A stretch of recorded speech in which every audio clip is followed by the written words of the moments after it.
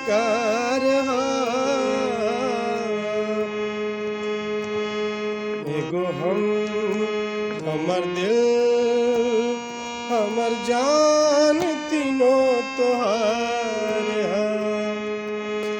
एगो हमर दिल हमर जान तीनों तोहार है। और जब से देखले बानी तोहके जियत नहीं बानी हो। हर ठीक से ना हम खाना खानी ना पीले पानी हो चुप न रहो कुछो कहो और कह दो कि हमरा से प्यार हो। एगो हमर दिल हमर जान